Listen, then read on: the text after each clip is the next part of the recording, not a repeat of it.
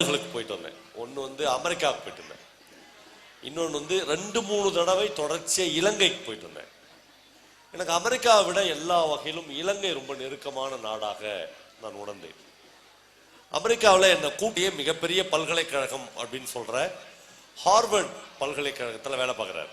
அவர் சொன்னார், இல்லை இந்த பெரிய கேட் வழியாக ஹார்வர்ட் யூனிவர்சிட்டியில் யார் யாரெல்லாம் போனாங்களோ அவங்க யாருமே டிகிரி முடிக்கல, ட்ராப் அவுட் ஆகி வேற காலேஜுக்கோ ஊருக்கோ போயிட்டாங்கன்னு சொன்னார். ரொம்ப ஆச்சரியமா இருந்துச்சு எனக்கு. நான் அப்படி முடிக்காதவங்க யார் யாருங்கன்னா அவங்க முதல் பேர் வந்து ராஜீவ் காந்தின்னு சொன்னாங்க. ராஜீவ் காந்தி, பில் கேட்ஸ், அப்படி ஒரு பெரிய லிஸ்ட்டு சொன்னாங்க. சரி, இந்த சின்ன கேட் வழியா போய் கரெக்டா டிகிரி முடிச்சதில் முக்கியமான ஆள் யாருன்னு உங்க ஊர் ப. சிதம்பரம் அப்படின்னாங்க. நான் இல்லைங்க, நான் பெரிய கேட் வழியாவே போறேன். ஏன்னா நான் இன்னைக்கு சொல்ல விரும்புகிறேன் நண்பர்களே, நான் வந்து பிகாம் படித்தேன். பிகாமில் வந்து எனக்கு 14 பேப்பர் அரியர்ஸ், ஒரு பேப்பர் தான் பாஸ் பண்ணேன். ஆனால் ஒரு 4-5 பல்கலைக்கழகங்களில் நான் எழுதின கதைகளை பாடமாக வச்சுருக்காங்க, தமிழில் இங்கிலீஷ்லாம். அப்போ என்னன்னா, நான் தெரியாமல் ஒரு தடவை இந்த பிக் பாஸ்க்கு போனேன். அங்கே போய் நான் பேசாததெல்லாம் பேசுகிற மாதிரி போட்டு சார் வந்து படிக்கவே கூடாது, காமராஜர்லாம் படிச்சாரான்னு கேட்டார். அப்படிலாம் அது கட் பண்ணி எடிட் பண்ணிலாம் போட்டு பயங்கர பிரச்சனைலாம் ஆச்சு. படிடான்னு சொல்கிறதுக்கு தான் ஊர் ஊராக அலைஞ்சுருக்கிறோம் நாங்கள் எல்லாருமே. நான் போய் பிக் பாஸில் போய் யாருமே படிக்காதீங்க அப்படின்னு சொல்ல மாட்டேன். ஆனால் என்னன்னா, இந்த சோகால்டாக படித்த ஆட்கள் இருக்கிறாங்கல்ல, நம்முடைய தேர்வில் வந்து பிஹெச்டி, எம்ஃபில் அப்படி படித்த ஆட்கள் இருக்கிறாங்களே, அவர்களை விடவும் நம்ம நினைக்கிற மாதிரி ஒரு 7வது 8வது படித்த ஆட்களுடைய அறிவு பல நேரங்களில் ரொம்ப பிரைட்டாக இருக்கு. இப்போ ரொம்ப சின்ன உதாரணம், இப்போ காமராஜரை பற்றி ஒரு பெரிய சர்ச்சை போயிடுது. நான் சர்ச்சையெல்லாம் இல்லை, நான் ஒரு சின்ன உதாரணம் சொல்கிறேன். காமராஜர் முதலமைச்சராக இருக்கும்போது முதலமைச்சர் கோட்டா அப்படின்னு ஒன்று உண்டு. அது என்னன்னா, முதலமைச்சர் கோட்டாவில் முதலமைச்சர் நினைச்சா மினிமம் மார்க் வாங்கியிருக்கிற ஒரு 60 பேருக்கு எம்பிபிஎஸ் சீட்டுக்கு வந்து அவர் டிக் பண்ணலாம். சிஎம் கோட்டா ஒரு 600 பேர் அப்ளிகேஷன் பண்ணிக்கிறாங்க சிஎம்க்கு, என் பிள்ளைக்கு வேணும், எனக்கு வேணும் அப்படின்னு. ஒரு ஐஏஎஸ் ஆஃபீஸர்ஸ் குழுவை போட்டு இந்த 600 அப்ளிகேஷன்லேருந்து எனக்கு 60 அப்ளிகேஷனை செலக்ட் பண்ணி கொடுங்கன்னு கேட்குறாரு. ஒரு வாரம் ஆயிடுச்சு, ஒரு ஐஏஎஸ் ஆஃபீஸர் கூட செலக்ட் பண்ணி அவருடைய டேபிளில் வைக்கல. காமராஜர் வந்து அவங்ககிட்ட கேட்குறாரு, என்னையாச்சு, இன்னும் காலேஜே திறக்க போது இன்னுமே பசங்களை செலக்ட் ஆகலன்னு. ஐயா ஒரே குழப்பமாகுது, எக்கனாமிக்கல், ஜாதி, முதல் பட்டதாரி, இப்படி பல பிரச்சனைகள் இருக்குது. இதில் எப்படிலாம் செலக்ட் பண்ணி இந்த 60 பேரை செலக்ட் பண்ணுறதுன்னு எங்களுக்கு தெரியலன்னு சொல்கிறாரு. காமராஜர் சொல்கிறாரு, இந்த ஐஏஎஸ் ஆஃபீஸரு இல்லைன்னு சொல்கிறதுக்கு தான் இருக்கிறீங்க, நீங்கள் போய் டீ குடிச்சிட்டு வாங்க அப்படின்னு எல்லாரையும் அனுப்பிச்சிட்டு அவங்க டீ குடிச்சிட்டு வர்றதுக்குள்ளே இவர் 60 அப்ளிகேஷன் எடுத்து செலக்ட் பண்ணி வச்சிடறாரு. பயங்கர ஆச்சரியப்பட்டு அவங்க சொல்கிறாங்க, முதலமைச்சரே ஆனாலும் ஐஏஎஸ் ஆஃபீஸர்ஸ் ஒத்துக்க மாட்டாங்க, அவங்க வந்து பயங்கர பிரெயினில் பாஸ் பண்ணி வந்துக்கிறாங்க. அவங்க, ஐயா அப்படிலாம் போட முடியாது ஐயா, ஒரே பிரச்சனையாயிடும், எந்த பேஸில் நீங்கள் செலக்ட் பண்ணீங்கன்னு கேட்குறாங்க. காமராஜர் சொல்ற, உங்களை மாதிரி எனக்கு அறிவுலாம் கிடையாது, இந்த 600 அப்ளிகேஷன் எடுத்து பார்த்தேன், இந்த பெற்றோர் கையப்பம் அப்பம் பேரு அப்படின்னு இருக்குது இல்லை, அதில் எவன்லாம் கை நாட்டு வச்சுக்கிறானோ அதுலேருந்து ஒரு 660 அப்ளிகேஷனை செலக்ட் பண்ணிட்டாங்க. இவனை போடு, இவன் நான் டாக்டராக வரட்டும், போய் எங்கள் ஊர் கிராமத்தில் இருக்கிற பிஹெச்லாம் வேலை செய்யட்டும், பாம்பு கடியில், பிரசவத்தில் செத்து போகிற எங்கள் பொம்பளைங்களுக்கெல்லாம் அவன் ட்ரீட்மெண்ட் பண்ணுவான். 60 டாக்டரு முதல் தலைமுறையில் கை நாட்டு வச்ச குடும்பத்திலேருந்து வந்தால் அது ஒரு சமூகத்தில் எவ்வளோ பெரிய விளைவை ஏற்படுத்துன்னு எனக்கு தெரியும், நீ போடு அப்படின்னு சொல்கிறார். நம்மளே 2 விஷயங்குது. ஒரு அப்பாவித்தனமாக ஒரு முதலமைச்சர் வந்து இப்படி ஒரு விஷயத்த சொல்கிறாரு, அப்படி போட்டாங்க. ஆனால் அவர் நினச்ச மாதிரி இந்த 60 டாக்டருங்க முடிச்சால அதில் ஒரு நாய் கூட பிஹெச்சில் போய் வேலை செய்யலை. ஆமாம், எல்லாருமே ஃபாரின் போயிட்டான், எல்லாருமே இந்த நாட்டுக்கு அவனுக்கு எந்த சம்பந்தமும் இல்லை. அப்படியே சமூகத்திலிருந்து விலகி வேற ஒன்றா மாறுறாங்க. அப்போ இந்த இடத்துல தான் ஒரு பெரிய கேள்வி வருது, நம்முடைய வகுப்பறைகளில் நாம் படிக்கிற புத்தகங்கள் நமக்கு எதை கற்பிக்கின்றன? சக மனிதன் மீது உள்ள அன்பை, பிரியத்தை, பாசத்தை உறுதியை அது நமக்கு சொல்லித்தரவில்லையா? ஏன் புக் ஃபேர் நடக்குது ஒரு ஒரு ஊர்லயும் என்றால், இந்த கல்வி நிலையங்களில் வகுப்பறைகளில் நமக்கு சொல்லி தரப்படுகிற புத்தகங்களில் மிகப்பெரிய போதாமை இருக்கிறது. அதை ரொம்ப சின்ன வயசுலேயே தெரிந்து கொண்ட சில பேர்கள் வகுப்பறை புத்தகங்களை ரொம்ப சர்வசாதாரணமாக கையாண்டு விட்டு வகுப்பறைக்கு வெளியில் இருந்து பல புத்தகங்களை அவர்கள் படிக்க ஆரம்பிக்கிறார்கள். நான் இந்த கூட்டத்தில் ஒரு கதை கூட சொல்லக்கூடாது என்று முடிவோடு வந்தேன். அதுக்கு என்ன காரணம்னா, கதை சொல்லலாம், அது ஒன்றும் பிரச்சனை இல்லை. ஆனால் நிறைய கதைகளை உங்களுக்கு அறிமுகப்படுத்த வேண்டும் என்று வந்தேன். பிரபஞ்சன் தமிழில் ஒரு மிக மிக முக்கியமான எழுத்தாளர். அவருடைய மரி என்கிற ஆட்டுக்குட்டி என்று ஒரு கதை இருக்குது. நண்பர்களே, இந்த கதைகள் எல்லாம் இன்னைக்கு எங்க பீரியட்லாம் நாங்க ஒரு கதை படிப்பதற்கு அவ்வளவு கஷ்டப்பட்டு இருக்கோம். சென்னை வரையிலும் பஸ் ஏறி போய் மயிலாப்பூர்ல அலைஞ்சி ஒரு புத்தகத்தை இப்ப இல்ல, இன்னைக்கு நைட்டு போய் நீங்கள் நெட்ல அடிச்சு மரி என்கிற ஆட்டுக்குட்டி பிரபஞ்சன் அப்படின்னு போட்டீங்கன்னா அந்த கதை அப்லோட் ஆயிடுது. நீங்க உடனடியாக பிரிண்ட்ல படிச்சிடலாம், இல்லை ஸ்கிரீன்ல படிச்சிடலாம். இந்த கதை ஒன்றுமே இல்லை. ஆனால் நான் அந்த கதையை படித்து கிட்டத்தட்ட 40 வருடம் ஆகிறது. 40 வருடத்துக்கு பிறகும் என்னுடைய வாசிப்பில், என்னுடைய இதயத்தில், என்னுடைய வாழ்க்கையில் அந்த கதை ஒரு முக்கியமான பாத்திரத்தை வகிக்கிறது. அந்த மரி என்கிற ஒரு +2 படிக்கிற ஒரு பொண்ணு காலேஜுக்கே சரியா வரமாட்டான். அவ ஒரு சட்டை போட்டு காலேஜுக்கு வருவா, மேல 2 பட்டனை வேணும்னே பிரிச்சு விட்டுன்னு இருப்பா. யாருக்குமே அந்த பொண்ணை பிடிக்காதது மாதிரி நடிப்பார்கள், பிடிக்கும் அந்த பொண்ணை. ஆனா ஒரு குறிப்பா ஒரு ட்ரில் மாஸ்டருக்கு அந்த பொண்ணு என்னவோ ஒரு ஃபுல் ட்ரெஸ் பண்ணியிருந்தா நல்லா இருக்கும். அவர் போய், சார் இவ்வளோ வச்சுன்னு குப்பை கொட்டவே முடியாது சார், அந்த பொண்ணுக்கு டிசி கொடுத்துடணும் அப்படின்னு சொல்லுவார் ஹெட் மாஸ்டர். ஒரு தமிழாசிரியர், சார் தயவு செய்து அப்படி பண்ணிடாதீங்க, ஒரு பொண்ணு வாழ்க்கை கெடுக்க வேணாம், ஒரு வாரம் பார்க்கலாம். நண்பர்களே, இந்த ஒரு வாரம் பார்க்கலாம், தயவு செய்து அப்படி பண்ணிடாதீங்க என்கிற குரல் இந்த உலகத்தில் முக்கியமான குரல். நான் இருக்கிறேன் அப்படின்னு யாராவது ஒருத்தன் உங்க வாழ்க்கையில தட்டி கொடுக்கிறானே, அந்த ஸ்பரிசம் இந்த உலகத்தில் மிக மிக முக்கியமான ஸ்பரிசம். அது பல தற்கொலைகளை தவிர்க்கும், பல ஒரு மனிதனுக்கு உத்வேகத்தை கொடுக்கும், வாழ்வதற்கான நம்பிக்கையை கொடுக்கும். அன்று சாயங்காலம் அந்த தமிழாசிரியர் தன்னுடைய மனைவியோடு அந்த பொண்ணுடைய வீட்டுக்கு போகிறார். நண்பர்களே, இந்த குழந்தைங்களுடைய ப்ளீஸ் நண்பர்களே, நமக்கும் நம்முடைய கல்வி கூடங்களுக்கும் நம்முடைய குழந்தைகளின் வீடுகளுக்கும் ரொம்ப தூரம் இருக்கிறது. நாம் நினைக்கிறோம் 2 கிலோமீட்டர் 3 கிலோமீட்டர், பல ஆயிரம் கிலோமீட்டர்கள் தூரம் இருக்கிறது. பெரும்பாலும் ஆசிரியர்களுக்கு ஒரு பையன் எந்த சூழலிலிருந்து படிக்க வருகிறான் என்பது தெரிவதே இல்லை.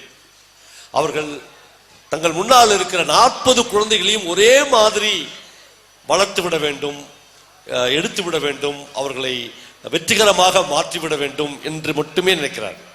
இந்த வாத்தியாரு, இந்த தமிழாசிரியர் முதல் முறையாக அந்த பொண்ணு வீட்டுக்கு போகிறார். அது ஒரு பெரிய வீடு. அந்த வீட்டில் போய் ரொம்ப நேரம் கதவை தட்டின பிறகு லுங்கி கட்டி கொண்டு ஒரு பழைய சட்டையை போட்டுக்கொண்டு இந்த மரி என்கிற பெண் கதவை திறக்கிறார். காட்சி அப்படியே மனதில் இருக்கு. அவர் கேட்கிறார், வீட்டில் வேற யாரும் இல்லையாமா என்று கேட்கிறார். வாங்க சார் என்று சொல்லி பழைய துணிகள்லாம் இறஞ்சி கிடக்கிற அந்த சோஃபாக்கள்லாம் அந்த பொண்ணு சுத்தம் பண்ணிட்டு தன்னுடைய ஆசிரியரையும் தன்னுடைய ஆசிரியரின் மனைவியும் உட்கார வைக்கிறார். இந்த வீட்டில் நீ மட்டுமா இருக்கிற என்று கேட்கிறார். ஆமா சார். நீ ஏன் ஸ்கூலுக்கு வரல என்று கேட்கிறார். அந்த பொண்ணு ஒரு பதில் சொல்கிறாள். நம்மளே என்னால் சொல்ல முடியவில்லை. நான் யாருக்காக சார் ஸ்கூலுக்கு வரணும் என்று அந்த பொண்ணு கேட்கிறார். நான் யாருக்காக படிக்க வேண்டும், நான் யாருக்காக வாழ வேண்டும். 5 வருஷத்துக்கு முன்னாடி எங்க பக்கத்து வீட்டில் இருந்த ஒரு பொம்பளையை கூட்டுன்னு எங்க அப்பா எங்கேயோ ஓடிட்டார் சார். எங்க இருக்காருன்னே தெரியல. அம்மா தான் சிங்கிள் பேரண்டா, அம்மா கூட தான் நான் வளர்ந்தேன். அம்மா எவ்வளவு நாள் ஒரு மகளுக்காக வாழ முடியும்? அம்மாவும் கொஞ்ச நாளைக்கு முன்னாடி யாரோ இன்னொரு ஆணோடு போய்விட்டார்கள். இந்த வீட்டில் நான் மட்டும்தான் இருக்கேன். நான் ஸ்கூலுக்கு வரலன்னா ஏன் ஸ்கூலுக்கு வரல அப்படின்னு கேட்கறதுக்கு எந்த குரல் இந்த உலகத்தில் இருக்கிறது? ஏன் ஸ்கூலுக்கு வரல என்று கேட்பதற்கு எந்த மனிதன் இருக்கிறார்? ஏமா ஸ்கூலுக்கு வரல என்று கேட்கிற என் சக மனுஷி யார் என்று அந்த பொண்ணு கேள்வி கேட்டுக்கொண்டே போகிறாள். நண்பர்களே, கதை இதோடு முடியவில்லை. நீங்கள் படிக்க வேண்டும். ஒரு ஆரம்பம் மட்டும்தான் சொல்கிறேன். 30-40 வருடங்களுக்கு முன்னால் படித்த இந்த கதை என் இதயத்தை இன்றமும் துளைத்துக் கொண்டே இருக்கிறது. நம்மளை இங்கு நூற்றுக்கணக்கான, ஆயிரக்கணக்கான, லட்சக்கணக்கான புத்தகங்கள் இருக்கிறது. ஆனால் ஒரு கதை என்பது என்னை கேட்டால் ஒரு கதை இல்லை.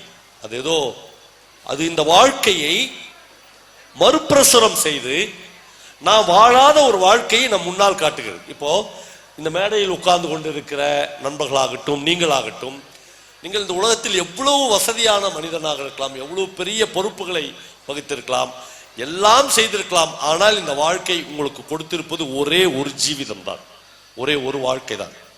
இந்த ஒரு வாழ்க்கையில் உங்களுக்கு ஏற்பட்ட வெற்றி, சரிந்த தோல்வி, நீங்கள் சந்தித்த துரோகம், நீங்கள் பார்த்த பெண்கள், அவர்கள் செய்த ஏமாற்றங்கள், இப்படி எல்லாவற்றையும் நீங்கள் கணக்கு போட்டு பார்க்கிற போது ஒரு 60-70 வயது நிறைந்து விடுகிறது.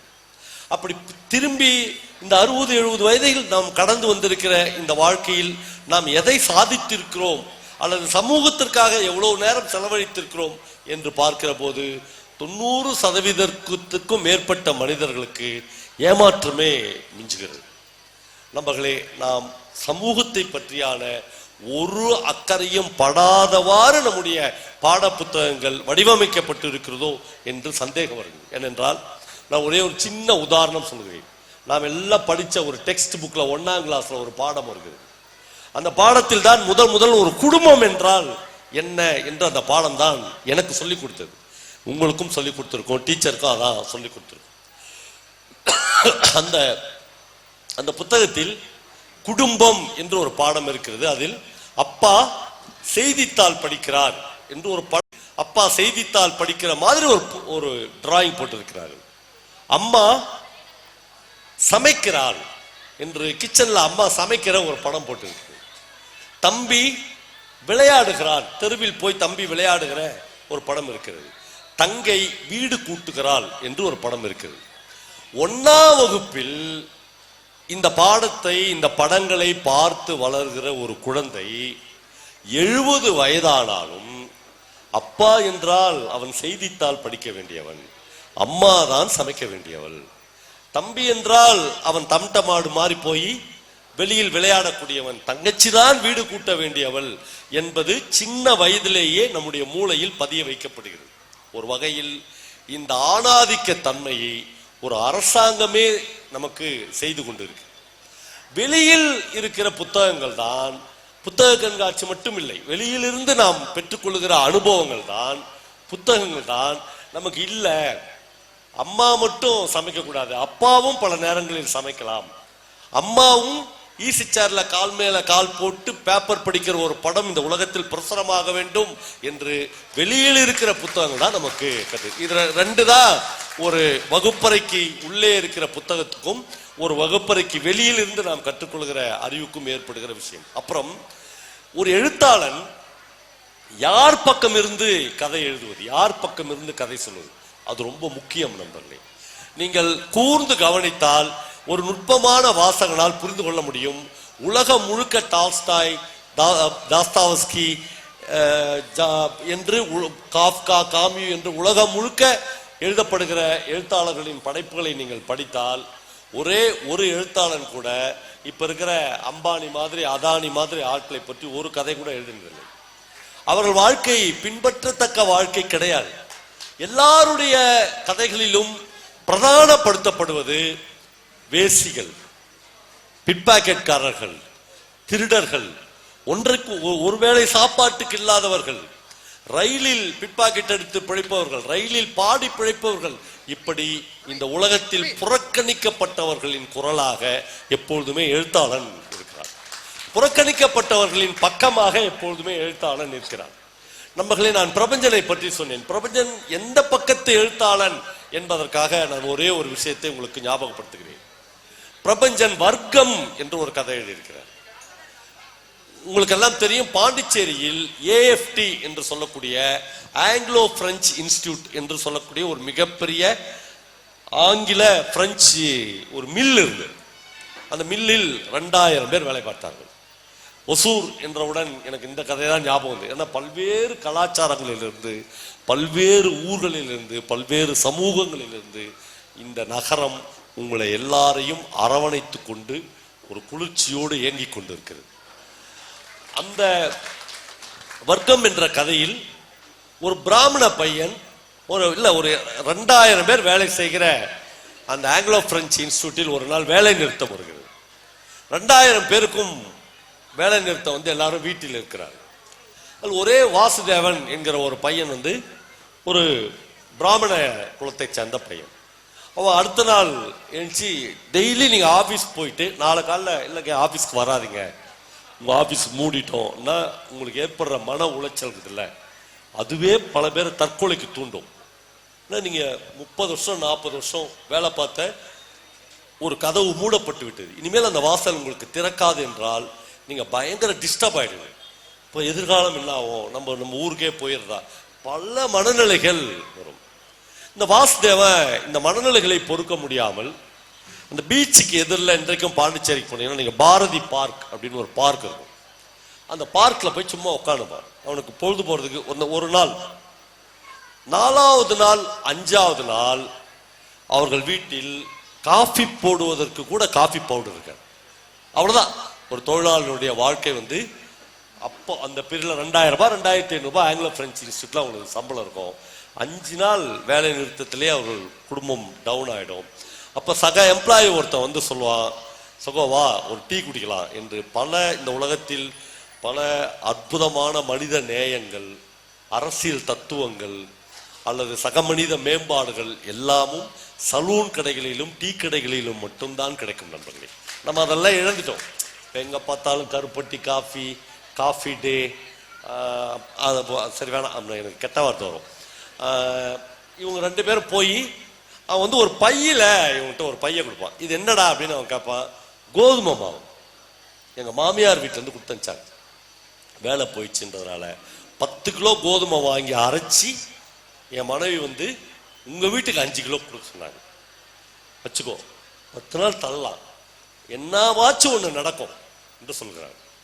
நம்மள 2-3 நாள் பொறுத்து, நான் இந்த கதையை நான் முழுக்க சொல்ல போறதில்ல, 2-3 நாள் பொறுத்து அவன் ஒரு சாயங்காலத்தில் அந்த பார்க்லேருந்து வரும்போது பார்ப்பான், ஒரு கல் வந்து அப்படி திரும்பி கிடக்கும். சாதாரணமாக பார்க்கில் நிறைய கல் கிடக்கும். இவன் அந்த கல்லை எடுத்து நிமித்தி வைப்பான், நிமித்தி வச்சு பார்ப்பான். பார்த்தா அது அற்புதமான ஒரு சாமி சிலை, ஆனால் கீழே கிடந்துச்சு, தலைகீழாக கிடந்துச்சு. உடனே அவன் இன்னொரு சின்ன கல்லை எடுத்துன்னு வந்து இந்த கல் மேலே வச்சு பார்ப்பான். பார்த்தோடனே ஒரு 800ஆம் நூற்றாண்டில் செய்யப்பட்ட ஒரு அற்புதமான சாமி சிலை. அவன் வந்து அப்படி பார்த்த உடனே ஒரு கை அவனுடைய தோல் மேலே படும். பட்ட உடனே திரும்பி பார்ப்பான், என்னன்னு பார்ப்பான். பிரான்ஸ்லேருந்து ஒருத்தர் வந்திருப்பார். அவர் சொல்லுவார், சகோ ஒரு தெய்வத்தை அடைஞ்சிட்ட நீ, இந்த 100 ரூபாய் நாளைக்கு வரும்போது இந்த சாமி சிலைக்கு ஒரு நெய்வேத்தியம் பண்ணி ஒரு சக்கரை பொங்கல் செஞ்சுன்னு வந்து ஒரு சொம்பளை தண்ணி எடுத்துன்னு வந்து கழுவி இதை சிலையா உருவாக்கு. இப்போ வாசுதேவன் அவருக்கு ஒரு மாமா இருப்பார், அவர் வக்கீல். அவர் இந்த பார்க்கில் பார்த்துட்டு அவனை சொல்லுவார், இந்த ஆங்கிலோ பிரெஞ்சு மில் ஏன் தேமாடா மூடினாங்க, உன்ன மாதிரி பிராமண பையன்லாம் தொழிலாளியாக வேலைக்கு போனல, அதனால தான் மூடினாங்க. அவர் சொல்லுவார், நாம் வந்து தொழிலாளியாக வேலைக்கு போக வேண்டியவங்களா, உங்கள் அப்பாலாம் எவ்வளோ பெரிய பண்டிதர், நீலாம் வேதம் சொல்லி பிழைக்க வேண்டிய பிள்ளை இப்படி தொழிலாளியாக வேலைக்கு போனதுனால தான் காலம் கெட்டு போய் ஆங்கிலோ பிரெஞ்சு மில்லே மூடினாங்க. அவன் சொல்லுவான், வக்கீல் தொழில்ன்றது என்னமாமான்னு கேட்பான். முழுக்க முழுக்க அயோக்கியத்தனம், வேசித்தனம், பொய், பொரட்டு, திருடு, கொலை, இது எல்லாத்தையும் சொல்லி தானே நீ பிழைக்கிற, இதை விட நான் பிழைக்கிறது ஒன்றும் தப்பு இல்லைன்னு அந்த மாமா சொல்லுவாரு. நான் செத்துட்டா கூட என் சாவுக்கு வந்துடுறாரு சொல்றாரு. இப்போ கரெக்டா இவனுக்கு வந்து கடவுள் வந்து அடுத்த நாள் இவன் சொம்புல தண்ணி எடுத்துன்னு வருவான் அந்த பார்க்கு. வழியில ஒருத்தன் சொல்லுவான், சகோ என்னதான் நம்ம வீடு வறுமையா ஆயிட்டா கூட, சொம்பு விற்கிற நிலைமைக்கு போயிட்டா கூட இப்படி பப்ளிக்கா சொம்பு எடுத்துன்னு வரலாமா, ஒரு பையில போட்டு எடுத்துன்னு வர வேணாமான்னு கேட்பான். அவனுக்கு தெரியாது. இவன் போய் அந்த சிலையெல்லாம் கழுவுனா அப்படியே பிரமாதமா இருக்கும் அந்த சிலை. இவன் அதுக்கு நெய்வேத்தியெல்லாம் பண்ணுவான். முந்தின நாள் அவங்க வீட்டில் ஒரு டிஸ்கஷன் நடக்கும். என்னன்னா, அரிசி ஆயிடும். அவன் ஒய்ஃப் சொல்லுவா, ஒரு 2 கிலோ அரிசி பருப்புன்னு ஒரு 2 வேளை சாப்பாட்டுக்கு எங்க இருக்குது காசு, 100 ரூபாய் கொடுத்தாரு அவரு. அது சாமி கொடுத்தது. அவர் ஒரு பிரமாதமான பொருளாதார விஷயத்த சொல்லுவார். சாமிக்கு கொடுத்தது வந்து 100 ரூபாயும் கிடையாது. அந்த 100 ரூபாயில 10 ரூபாய உன்ன மாதிரி சாமிக்கு உபச்சாரம் பண்றவன் தன்னுடைய ஊதியமா எடுத்துக்கலாம். ஏன்னா உடைய உழைப்ப முழுக்க நீ பயங்கரமா மாற்றியத்தை விட பெருசா இருக்கும் அவருடைய எக்கனாமிக்ஸ். இப்ப இவன் கன்வின்ஸ் ஆயிடுவான். இப்போ இதெல்லாம் முடிஞ்ச உடனே நண்பர்களே, இந்த கதை வந்து பிரமாதமா போய்கொண்டே இருக்கும். ஆனா சின்ன விஷயம், டெய்லி ஒரு 50ல இருந்து 100 பேர் வர ஆரம்பிச்சிருவாங்க அந்த கோயிலுக்கு. வாசுதேவன் ஒரு சுறுசுறுப்பான புரோகிதரா மாறிடுவான். டெய்லி அவனுடைய தாம்பால் தட்டுல 200 ரூபாய் 300 ரூபான்றது அவன் வாழ்க்கையில ஒரு நாள் பார்த்ததே கிடையாது. அப்படி வர ஆரம்பிச்சிடும். ஒரு நாள் வந்து சீஃப் செக்ரட்டரி வருவார், பாண்டிச்சேரி சீஃப் செக்ரட்டரி. சைரன் வச்ச கார்ல வந்து சாமின்னு வாரு இவனை பார்த்து, யார வாசுதேவனை.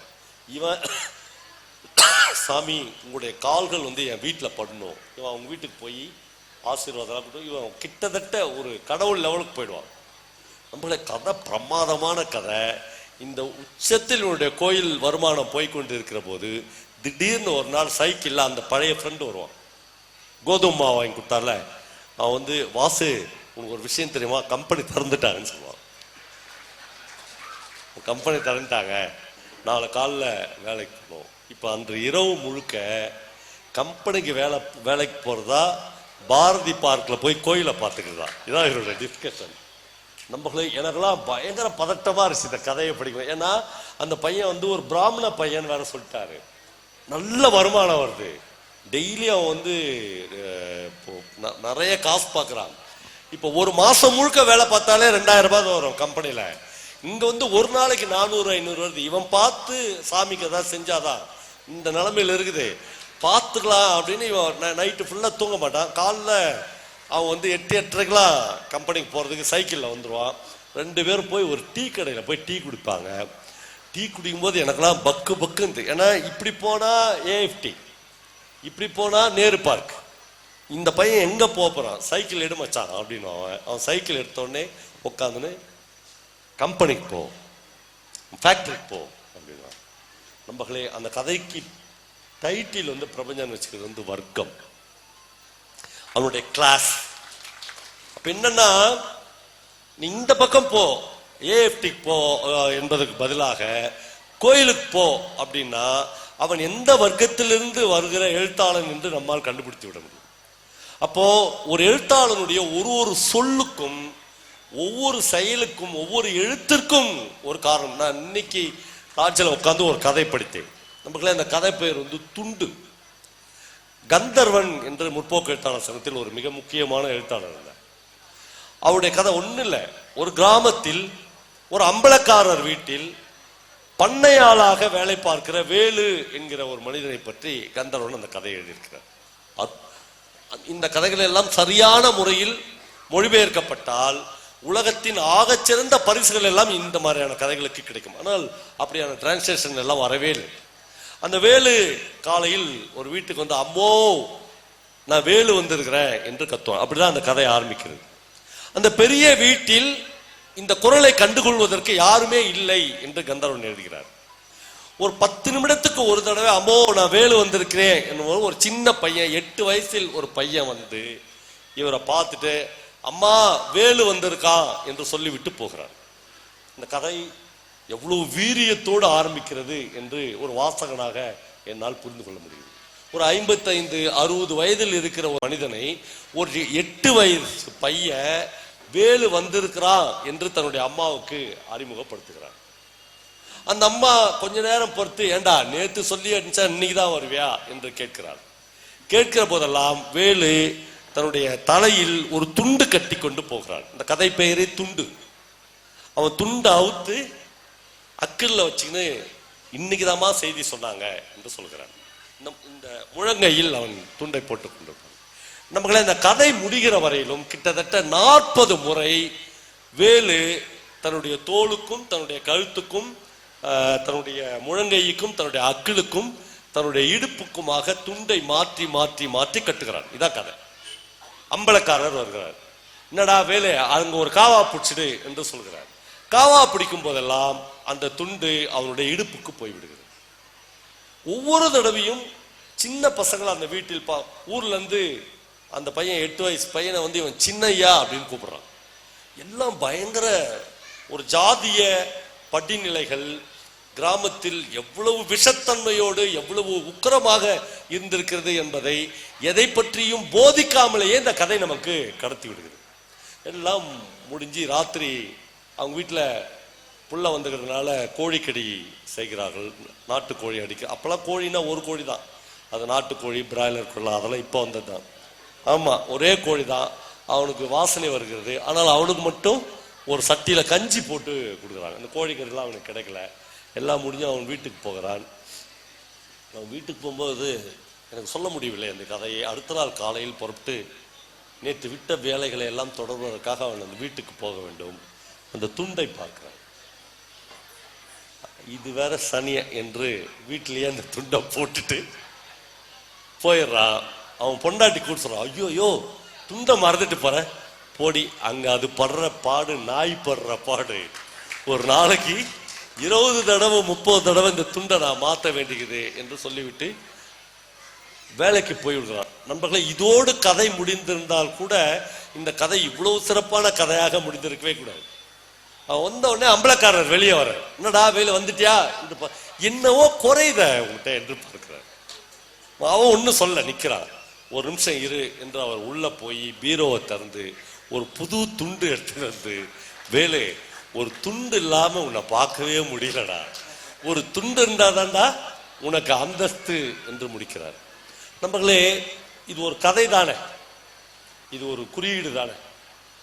இந்த கதையை நாம் படித்து விட்டால் நமக்கு எத்தனை ஆண்டுகள் ஆனாலும், நம்முடைய டெத் வரையிலும், நம்முடைய சாவு வரையிலும் இந்த கதை நமக்கு எந்த பிரதேசத்தில் இருந்தாலும் மறுபடியும் மறுபடியும் நம் கிராமங்கள் சந்தித்த அவமானங்கள், ஜாதிய படிநிலைகளை ஞாபகப்படுத்திக் கொண்டே இருக்கும். இதுதான் உலகத்தின் ஒரு மிகச்சிறந்த கதையாக வர முடியும். இதைத்தான் எழுத்தாளர்கள் மறுபடியும் மறுபடியும் நமக்கு சொல்லிக்கொண்டே இருந்தார். நண்பர்களே, ஒரு பரந்த வாசிப்பு என்பதை, எனக்கு இதை இப்போ லட்சக்கணக்கில் பட்டியல் எல்லாம் போட்டாங்கல்ல, இந்த பட்டியல்களிலிருந்து குழந்தைகள் ஒரு பரந்த வாசிப்பை அடைய முடியுமா தெரியல. தமிழ்நாட்டில் இப்போ சீர் வாசகர் வட்டம்னு நிறைய இலக்கிய அமைப்புகள், அறிவியல் இயக்கம் மாதிரி அவர்களும் ஏராளமான பணிகளை செய்து கொண்டு, அவங்க ரொம்ப லேட்டஸ்டா ஒரு விஷயம் பண்ணியிருக்காங்க. தமிழில் கு. அழகிரிசாமி என்று ஒரு மிக மிக முக்கியமான எழுத்தாளர் இருந்தார். எனக்கு கி. ராஜநாராயணனை விட கு. அழகிரிசாமி ரொம்ப பிடிக்கும். ஏன்னா கி. ராஜநாராயணன் வந்து கிட்டத்தட்ட ஒரு பண்ணையாருடைய வாழ்க்கை வசதியை பெற்றவர். அவரை பற்றி ஒரு தகவல் சொல்வார்கள். அவரும் ரசிகமணி டிகேசியும் குற்றாலத்தில் போய் 1 மாசம் ரூம் போட்டுட்டு தினந்தோறும் குற்றால அருவியில குளிச்சுட்டு சாப்பிட்டுட்டு, அதெல்லாம் யாருக்கு வாய்க்கணும், உங்களுக்கு எனக்கெல்லாம் வாய்க்காது. 1 மாசம் நீங்க போய் குற்றால அருவியில குளிச்சுட்டு ரூம் போட்டுருந்தீங்கன்னா வேலை போயிடும். அந்த மாசம் ஸ்கூலுக்கு ஃபீஸ் கட்ட, இஎம்ஐ கட்ட முடியாது. இவங்க 2 பேரும் உட்காந்து இப்படி சாப்பிட்டுட்டு குளிச்சுட்டு வந்துக்கிறாங்கன்னா அவ்வளோ சுகமா வாழ்ந்துக்கிறாங்கன்னு அர்த்தம். அப்புறம் ஒரு கூடையில போய் மாம்பழத்தை கொடுத்தா, கீரா வந்து மாம்பழத்துக்கு உள்ள கையை விட்டு ஒரு மாம்பழத்தை எடுத்து சாப்பிட்டு, இது யார் சிங்காரவேல் கோனார் மரத்துதாப்பான்னு கேட்பாராம். எம்மா மாம்பழத்தை இந்த நாக்கு சாப்பிட்டு இருந்தா இருக்கிற மாம்பழத்துல ஒரு மாம்பழம் இது யார் வீட்டு மாம்பழம் அப்படின்னு தெரிஞ்சுக்குதுன்னா எவ்வளவு ரசனை மிக, அது ஒரு வாழ்க்கை. ஆனால் அழகிரிசாமிக்கு அப்படி ஒரு வாழ்க்கை இல்லை. இவருக்கும் அவருக்கும் 2 தெரு தான் வித்தியாசம். நண்பர்களே, ஒரு கிராமத்தில் 2 பேர் ஒரே அடுத்தடுத்து சாகித்ய அகாடமி விருது பெற்றார்கள். அழகிரிசாமியும் சாகித்ய அகாடமி விருது பெற்றார், ராஜநாராயணனும் சாகித்ய அகாடமி விருது பெற்றார். அழகிரிசாமி தன்னுடைய வாழ்க்கையை பற்றி எழுதும்போது எழுதுகிறார், அவர் வந்து ஆச்சாரி இனத்தை சேர்ந்தவர். ஒரு வண்டிக்கு சக்கரம் செய்யும் போது என் கையில் அடிப்படவில்லை என்றால் நான் இன்னமும் சக்கரம் தான் செய்து கொண்டிருந்திருப்பேன். அடிபட்டு என்னால் சக்கரம் செய்ய முடியாது என்கிற நிலைமைக்கு வரும்போதுதான் நான் வாசிக்க ஆரம்பித்தேன். என்னுடைய வாசிப்பு தான் என்னை ஒரு எழுத்தாளனாக மாற்றியது என்று எழுதுகிறார். நமக்கு நான் பல மேடைகளில் சொல்லியிருக்கிறேன், கோயில்பட்டிக்கும் சாத்தூருக்கும் நடுவே எப்பயாவது நான் பயணம் போனால், பஸ்லேயோ கார்லேயோ அல்லது ரயில்லையோ போனால் நிச்சயமாக என் கண்களை நான் மூடிக்கொள்வேன். ஒரு நாளும் எனக்கு கண்களை திறந்து அந்த இயற்கையான இடங்களை, கரிசல் காட்டில் போய் என்ன பெரிய இயற்கைக்குது ரசித்ததில்லை. என்னன்னா எனக்கு திடீர் என்று ஒரு ஞாபகம் வரும். அது என்ன ஞாபகம்னா, கோயில்பட்டிக்கும் சாத்தூருக்கும் நடுவில் பஞ்சம் பிழைக்க ஆந்திராவில் இருந்து வந்த ஒரு அம்மாவும் மகளும், 2 பேரும் பசி வைத்த கில்லம், ஒரு வெள்ளரி பிஞ்சு யாருடைய கூடையில இருந்தோ கீழே விழுந்துடும். அந்த பக்கத்துல எல்லாமே கூடையில வெள்ளரி பிஞ்சு விற்பாங்க. இந்த வெள்ளரி பிஞ்சை எடுப்பதா வேண்டாமா என்கிற தர்க்கம் அம்மாவுக்கும் மகளுக்கும் வரும். நம்ம எடுத்துட்டா பொண்ணு நம்மளை கேவலமா நினைக்க மாட்டாளா என்றும், நான் எடுத்துட்டா என்ன அம்மா கேவலமா நினைக்க மாட்டாங்களா என்று 2 பேரும் ஒரே நேரத்தில் அந்த வெள்ளரி பிஞ்சை எடுப்பதற்காக குனிவதாக அழகிரிசாமி தன்னுடைய கதையில் ஒரு இடத்தில் குறிப்பிடுவார். அந்த கதையில் தான் திரிபுரம், அந்த கதையின் பேர். அந்த கதையில் தான் அந்த பெண்ணுக்கு தெரியாமல்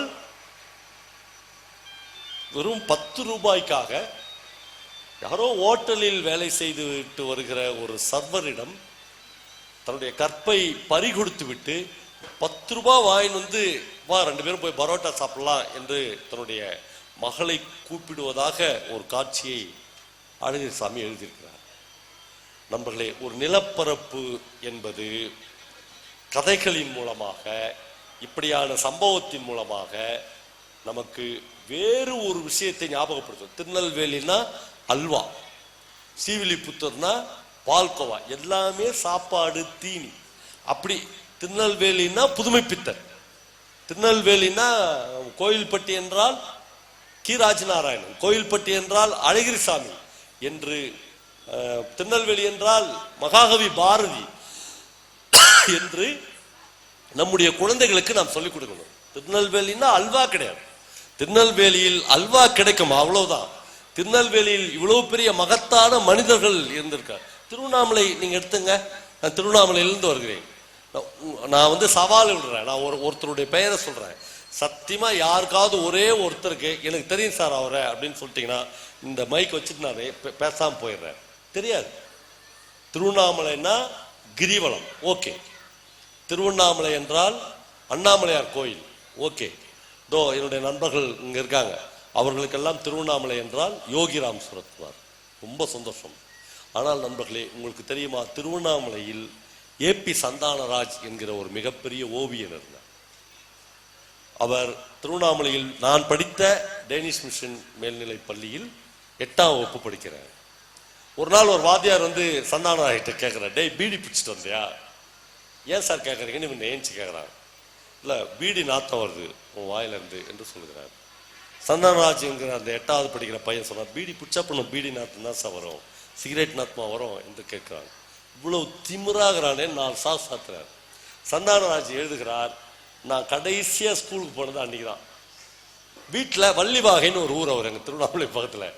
நான் அங்கேருந்து வந்து ஸ்கூலுக்கு போக மாட்டேன், நேராக அண்ணாமலையார் கோயிலுக்கு போயிடுவேன். அண்ணாமலையார் கோயிலுக்கு போனால் எக்கச்சக்கமான சிற்பங்கள், ஓவியங்கள்லாம் அதெல்லாம் வரைவேன். கடைசியில் என்ன தெரியுமா சந்தானராஜ் தமிழ்நாடு ஓவிய கல்லூரியில் 30 வருஷம் பிரின்சிபலாக இருந்தார். போயிட்டேன். நான்லாம் பெருசாக வளர்ந்து ஒரு நாள் சந்தானராஜ் டேனிஷ் கூப்பிட்டோம். அவர் சொன்னார், நான் வந்து 30-40 வருஷத்துக்கு முன்னாடி இந்த ஸ்கூல்லேருந்து ஸ்டூடெண்ட்டாக ஓடிட்டேன், பீடி பிடிச்சி போய்.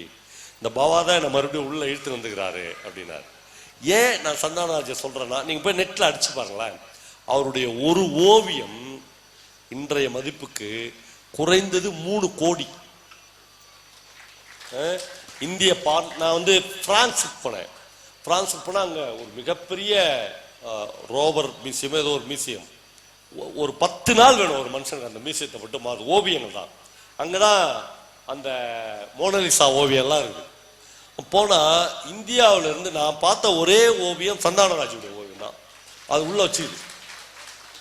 யாருக்காவது உலகத்துல சந்தானராஜ்ன்றவன் இந்த திருவண்ணாமலைக்காரன் தான், அங்கிருந்து ஒரு 3 கிலோமீட்டர்ல தான் பிறந்தான், யாருக்குமே தெரியாது.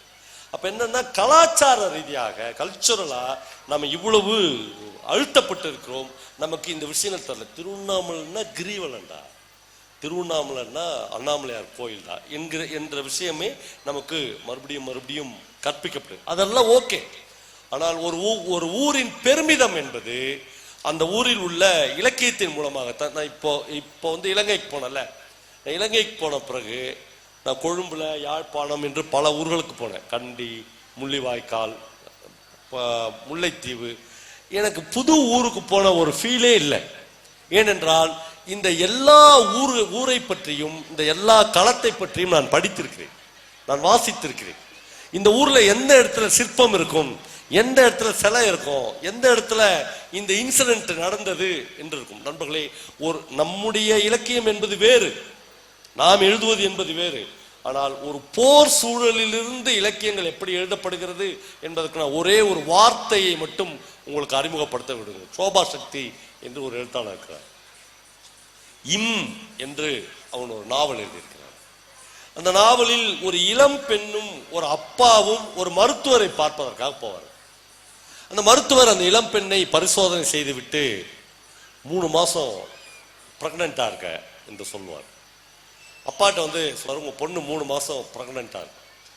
அதிர்ச்சி அடைந்த முகத்தோட இருப்பேன். ஏன்னா அந்த பொண்ணு கல்யாணம் ஆகல. அந்த பொண்ணுக்கு யாருடைய தொடர்புல அவன் 3 மாசம் கர்ப்பமானால் எதுவும் ஒரு ரைட்டர் அதெல்லாம் எழுத வேண்டும் என்று எந்த அவசியமும் இல்லை. உங்க பொண்ணு 3 மாசம் கர்ப்பமா இருக்கிற, இந்த கர்ப்பத்துக்கு யார் காரணம்? அவள் தான் சொல்ல வேண்டும், மகள் தான் சொல்ல வேண்டும். அவள் நீண்ட மௌனத்துக்கு பிறகு நண்பர்களே தன்னுடைய அப்பாவை நோக்கி கை காட்டுவார். அப்படிதான் அந்த நாவல் ஆரம்பிக்கும். அந்த நாவலை நான் அதற்கு பிறகு படிக்கவே முடியாது. ஒரு போர் சூழலில் மனநிலை பிழன்று என்ன வேண்டுமானாலும் நடக்கலாம். நாமெல்லாம் பெரிய பாக்கியசாலிகள். நமக்கு ஒரு நல்ல வாழ்க்கை இருக்கிறது, இஎம்ஐ இருக்குது, வீடு இருக்குது, ஏசி இருக்குது, கார் இருக்குது, புக் ஃபேர் நடத்துகிற வலிமை இருக்கிறது. ஆனால் ஒரு 30 வருடம் போர் சூழலில் வாழ்ந்த ஒரு மனிதர்களுடைய எல்லா உறவு முறைகளும் தலைகீழாக போயிருக்கிறது.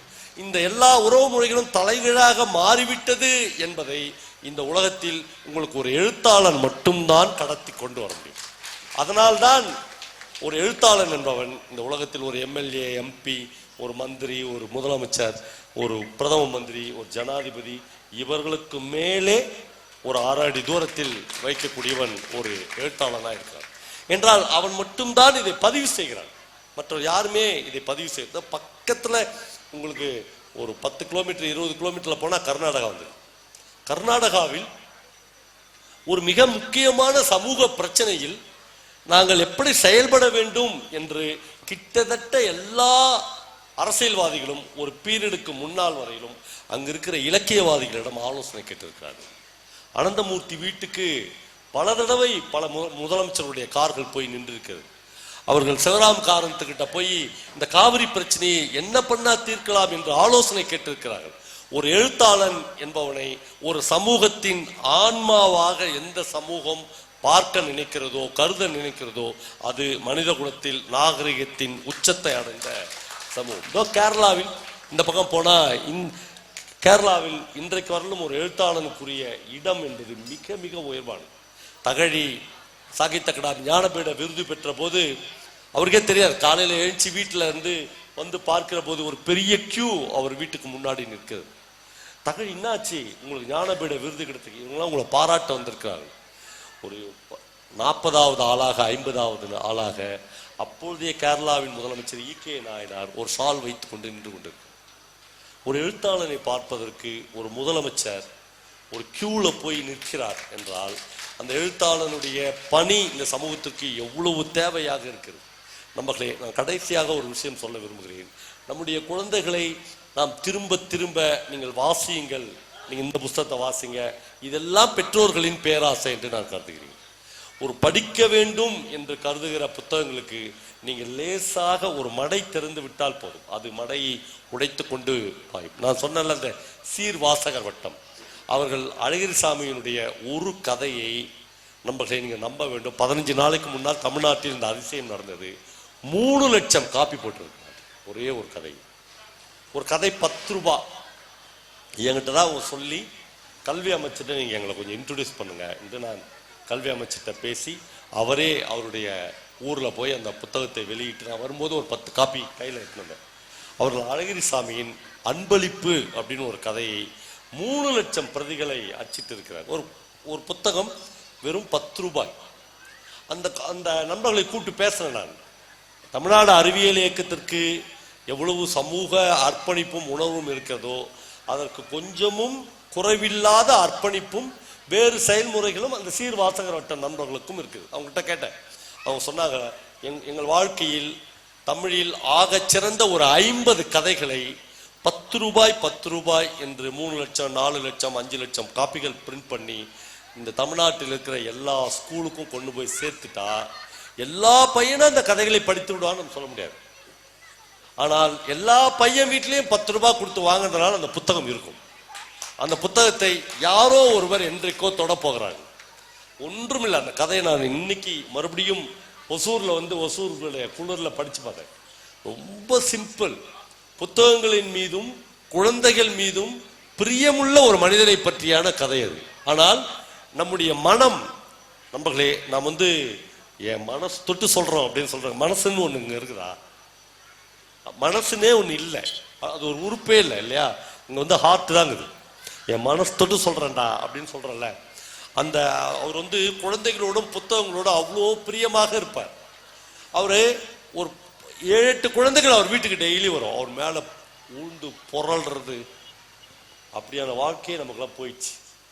நாம தான் எல்லாத்துக்கும் இப்போ வேற லெவலுக்கு வந்துட்டோம். என்ன லெவல்னா, முதல்லலாம் நம்ம வீடுகள் எப்படி இருக்கும்? நம்ம கிராமங்களில் முற்றம் வச்ச வீடு இருக்கும், கிணறு இருக்கும். அதை விட முக்கியம் திண்ணை இருக்கும். திண்ணை இல்லாத ஒரு வீடும் கிடையாது. இந்த திண்ணை ஏன் வச்சாங்க நம்முடைய முன்னோர்கள்? அப்படி அவங்களாம் முன்னோர்கள் ஆயிட்டாங்க. ஏன் வச்சாங்கன்னா, தெருவில் யார் போறானோ அவன் யாரையும் கேட்காத போய் திண்ணையில உட்காந்துக்குவான். இந்த வீட்டுக்காரங்களுக்கு என்னமா வேலை? எட்டி பார்த்துட்டு, ஓ 2 பேர் உட்காந்துக்கிறாங்க, அவங்களுக்கு தண்ணி கொடுப்பாங்க. அப்புறம் 11 மணி 12 மணினா மோர் கொடுக்கணும். அதனால ஹைகோர்ட்ல ரூல்ஸா போட்டுக்கிறான், நாமளே கொடுக்கணும். மத்தியானம்னா அவனுக்கு சேர்த்து ஒரு இலை போடணும். சாயங்காலம்னா அவனுக்கு ஒரு கோப்பை டீ கொடுக்கணும். இதான் நம்முடைய கல்ச்சர், இதான் நம்முடைய பண்பாடு. நம்ம என்ன பண்ணோம்? தின்ன வச்ச வீடு ஒண்ணு கூட இல்லைங்க தமிழ்நாட்டில். எல்லாத்தையும் இடிச்சிட்டோம். இடிச்சுட்டு பெட்டி வடிவங்கள்ல, செவ்வக வடிவில் வீடு கட்டணும். 4 கேட் போடுறாங்க. அதாவது ஃபர்ஸ்ட் கேட்டு ஒரு கிரில் கேட் போடுறான், அப்புறம் ஒரு இரும்பு. கடைசியா பெருமையா என்ன சொல்றான்? சார், இந்த நிலக்கதவு மட்டும் 5 லட்சம் சார்றான் தேக்கில். அதாவது என்னன்னா, புயல் மட்டும் இல்லை, ஏனை தட்டினா கூட இவன் நிலக்கதவு ஒண்ணும் பண்ண. அப்படின்னா என்ன அர்த்தம்? எந்த நாயும் உள்ள வந்துடாதுன்னு அர்த்தம். நான் மட்டும் இருக்கிறேன். சரிடா, இவ்வளவு காபந்து பண்ணி இந்த வீட்டை என்னடா பண்றான் அப்படின்னு பார்த்தா, உள்ள நாய் வளர்க்குறான், ஏசியில படுக்க வச்சுக்கிறான். காலையில அந்த நாய் இந்த நாயை கூட்டிட்டு போகுது, வாக்கிங் போகுது. இப்படி ஒரு இடத்துக்கு போயிட்டோம் நம்ம எல்லாரும். அதாவது லைஃப்ல மிக தென்னை வச்ச வீடு போயிடுச்சு. அப்புறம் நீங்க உங்க ஊர்ல இல்ல, தமிழ்நாட்டிலே சத்தியமா நான் சொல்றேங்க, ரா பிச்சைக்காரர்கள் இல்லாத ஊரை பார்த்துக்கிறீங்களா நீங்க? இப்ப எவனா இருக்கிறானா? போயிட்டாங்களா? ஏன் இல்லை? ரோஷம் வந்துச்சு அவனுக்குலாம். போடா மயிர், உங்ககிட்ட நான் சோறு கேட்கறது அப்படின்னு போயிட்டான். நான் உண்மையிலே இதுக்கு போனேன், ஹிமாலயாஸ்க்கு போனேன், மணாலிக்கு போனேன். ஒரு சாமியார் என்கிட்ட பிச்சை கேட்டாரு. நான் பர்சனலாக பார்த்துட்டு, உண்மையிலே என்கிட்ட காசு என்ன 500 ரூபாய் இருந்துச்சு. நம்ம எல்லாருக்கும் ஒரு ஸ்டேட்டஸ் வச்சுருக்கோம். பிச்சைக்காருக்கு உலகத்தில் 500 ரூபாய் கொடுக்க மாட்டோம். நான் ஒரு எக்ஸாம்பிளுக்கு ஒன்று சொல்கிறேன். இப்போ 2000 ரூபாய் வேறு இல்லை. நீங்கள் ஒரு பிச்சைக்காருக்கு 500 ரூபாய் நோட்டு எடுத்து 2500 ரூபாய் அவன்கிட்ட கொடுங்களேன், வாங்கவே மாட்டான். உயிர் போனாலும் வாங்க மாட்டாங்க. என்னவோ தப்பு. ஆமாம், நம்ம ஸ்டேட்டஸ் 10 ரூபாய் தான். தலைவர் 2500 போனால் எதுலையோ நம்மளை மாட்ட விட பார்க்குறான், அல்லது இவன் மாட்டினவன், இவன் பெருந்திரு, வாங்கவே மாட்டான். நான்லாம் 2000 ரூபாய் நோட்லாம் பார்த்து சிரிப்பான் நம்மளை பார்த்து. இந்த விளையாட்டுலாம் நம்மகிட்ட வேணாம் சாமி, எடுன்னுவான். அவன் நான் அந்த ஹிமாலயாஸில் பார்த்தல, அந்த சாமியார் என்கிட்ட 500 ரூபாய் இருந்துச்சு. 500 ரூபாய் நம்ம பிச்சைக்காருக்கு கொடுக்க, நான் பிச்சைக்காரருக்கு கூட கொடுப்பேன், சாமியாருக்கு கொடுக்க மாட்டேன். அப்புறம் கொடுக்காத நான் என்ன சொன்னேன், சில்லற இல்லை 500 ஆகுதுன்னு. அவன் சொன்னான், don't worry sir, I have Google Pay அப்படின்றான். சத்தியமா கூகுள் பே நம்பர் வச்சுக்கிறாங்க. அவன் ஸ்கேன் பண்ற கூகுள் பே நம்பர் வச்சு பிச்சை எடுக்கிறான். அந்த அளவுக்கு டெவலப் ஆயிடுச்சா இந்த ரா பிச்சைக்கார. எங்க அம்மாலாம் சின்ன வயசுல, நான் வளர்ந்த ஏரியாவில் ஜக்கம்னு ஒரு ரா பிச்சைக்காரப்பா. எங்க அம்மா சாப்பிடலன்னா ஜக்கம்கிட்ட பிடிச்சி கொடுத்துருவேன் அப்படின்னு சொல்லி தான் எனக்கு சாப்பாடு விட்டுவாங்க. பாவம், அந்த மனுஷனை சொல்லி சொல்லி தான் எனக்கு சாப்பாடு விட்டுனாங்க. ஜக்கம் பீரியடுக்கு அப்புறம் ஒருத்தன் கூட ராப்பிச்சுக்க மா சோறு போடுமான்ற குரல் என்னைக்கா கேட்டுச்சாப்போ எல்லாம் போயிட்டா. ரோஷம் வந்துச்சு. நீ வீட்டை இடிச்சிட்ட, திண்ணை அவனுக்குமே கிடையாது, நாய்க்கு ஏசி ரூம் கொடுக்குற, அப்புறம் 3-4 கேட் போற. என்னடா வாழ்க்கை வாங்குற? என்ன வாழ்க்கை இது? ஒரு சக மனுஷன் உள்ள வரக்கூடாது, ரோட்ல போறவனுக்கு நீ தண்ணி கொடுக்க மாட்டேன். தண்ணி போய் ஒரு வீட்டில் நின்று வாங்கி குடிக்க முடியாங்க. நீங்க ரொம்ப கல்ச்சுரலா நான் சில விஷயங்கள் சொல்றாங்க. இந்த பாட்டில் வந்துச்சுல்ல, மினரல் வாட்டர், அதை முதல் ஒருத்த கண்டுபிடிச்சிருப்பான்ல, தண்ணிய பாட்டில் அடிச்சு விற்கலாம் தாத்தா அப்படின்னு ஒரு தாத்தா கிட்ட போய் ஒரு பேரை சொல்லியிருப்பான்ல, அப்பயே அந்த தாத்தா ஹார்ட் அட்டாக்ல செத்துருப்பான். ஏன்னா அப்படியான கல்ச்சரா நம்ம கல்ச்சர், தண்ணியை விற்கிற கல்ச்சராங்க. மோரும் சோறும் சாப்பாடும் போட்டு சக மனுஷனை போஷித்த ஒரு கண்ட்ரில இருந்து தண்ணிய போய் பாட்டில் அடைச்சி விற்கிறான் அப்படின்றதெல்லாம் அப்புறம் ஹோட்டல் நடத்துறது. சத்தியமா நான் சொல்றதெல்லாம் உண்மைங்க. நீ என்னடா பண்ண போற? ஒரு 100-150 வருஷத்துக்கு முன்னாடினா ஹோட்டல் நடத்த போறேன். ஹோட்டல் நடத்துறதுன்னா சோத்தை விற்க போற, சோத்தை வித்தாடா பிழைக்க போறேன்னு கேட்பானா? இப்ப சொல்ல முடியுமா? உலகத்தினுடைய பிரதான தொழிலே சோறு விற்கிறது தான். நீ அதுக்கு என்னென்னவோ பேர் வை, ரெசிடென்சி என்ன வேணா. ஆனா உலகம் முழுக்க அப்படி எவனையும் அடுப்பு பத்த வைக்க விடாம டொமோட்டோன்றான், சொமோட்டோன்றான். இந்த கல்ச்சுரலான விஷயங்களை கண்டிப்பதற்கு, நிச்சயமாக ஞாபகப்படுத்துவதற்கு, நம்மை பதட்டப்படுத்துவதற்கு, நம்ம எச்சரிக்கைப்படுத்துவதற்கு இந்த உலகத்தில் எழுத்தாளனை தவிர மட்டும் யாருமே இல்லை. நம்மளை போதும்னு நினைக்கிறேன். எனக்கு இவ்வளவு ஜுரத்தில் இவ்வளவு நேரம் பேச முடியுமான்னு தெரியல. நீங்க ரொம்ப அட்டென்ஷனா கவனித்தீர்கள். ரொம்ப ரொம்ப நன்றியும் என்னுடைய அன்பையும் இருக்கிறேன். கடைசியாக ஒரு கவிதையை சொல்லி முடிக்க வேண்டும் என்று ஆசைப்படுகிறேன். நிறைய பெண்கள் வந்திருக்கிறீர்கள். நம்ம நிறைய விஷயங்களை தவறுதலாக புரிந்து கொண்டிருக்கோம். எனக்கு மகள் இருந்த வீடு என்கிற ஜெயபாஸ்கரனுடைய ஒரு கவிதை ஞாபகத்துக்கு வருது. நம்ம எல்லார் வீடுகளிலும் பெண்கள் இருப்பார்கள், பெண் குழந்தைகள் இருப்பார்கள், பையன்கள் இருப்பார்கள். ஒரு பொண்ணு கல்யாணமாகி கணவன் வீட்டுக்கு போய்விடுகிறார். அந்த பெண்ணின் ஞாபகத்தில் அவருடைய அப்பா சொல்லுவதாக ஒரு கவிதையை ஜெயபாஸ்கரன் எழுதியிருக்கிறார். மகளே, நீ இருந்த வீடு இப்பொழுதும் உன்னுடையதாகவே இருக்கிறது என்று அந்த கவிதையை அவர் ஆரம்பிக்கிறார். மகளே, நீ இருந்த வீடு இப்பொழுதும் உன்னுடையதாகவே இருக்கிறது. பல்கி பெருகும் உன் பொருள்களுக்கு அஞ்சி என்னுடையதும் அம்மாவுடையதுமான பொருள்கள் ஒரு ஓரத்திற்கு ஒதுங்கிவிட்டன. நீ எங்கள் வீட்டில் இருக்கிற போது தொலைபேசியில் யாரிடமாவது ஐயா எங்க வீட்டில் தானே இருக்கிறேன் என்று சொல்லுவாய், என் வீட்டுக்கு வாய என்று சொல்லுவாய். ஒவ்வொரு முறையும் இதை உன் வீடு என்று குறிப்பிடுவாய். மகளே, உன் பொருட்டு ஒலித்த அடங்கிய கெட்டி மேளத்திற்கு பிறகு நீ எங்கள் வீட்டுக்கு வந்திருக்கிறாய். யாரோ உன்னிடம் தொலைபேசியில் அழைத்து கேட்கிற போது நான் என் மாமியார் வீட்டிலிருந்து எங்க அம்மா வீட்டுக்கு வந்திருக்கிறேன் என்று சொல்கிறாய். மகளே, உனக்கென்று ஒரு வீடற்றவளாக என்று அந்த கவிதை முடிகிறது. நண்பர்களே, மகள் நம் வீட்டில் தான் இருக்கிறாள், ஆனால் வீடு அவளுடையது இல்லை. அவளுக்கு ஒன்று மாமியார் வீடு, இல்லை என்றால் அம்மா வீடு. அவளுக்கென்று சொந்தமாக இந்த உலகத்தில் வீடு இல்லை. இதைத்தான் நம்முடைய 1ஆம் வகுப்பு பாட புத்தகம் 1ஆம் வகுப்பிலேயே நமக்கு சொல்லிக் கொடுக்கிறது. ஆமா, போட்டோ மூலமா சொல்லிக் கொடுக்கிறது. தங்கை என்பவள் வீடு கூட்ட வேண்டியவள். வீடு யாருடைய வீடு என்றால் அந்த தம்டமாடு மாதிரி வெளியே போய் சுத்தறான்ல, அந்த தம்பியினுடைய வீடு தான். அதை தங்கை என்ன பண்ணணும்னா பெருக்கி வைக்கணும். இப்படியான வரைமுறைகளிலிருந்து மீற வேண்டிய வாழ்க்கையை இந்த புத்தக காட்சிக்குள்ளே இருக்கிற பல ஆயிரம் புத்தகங்கள் உங்களுக்கு கற்றுத்தரும். நன்றி.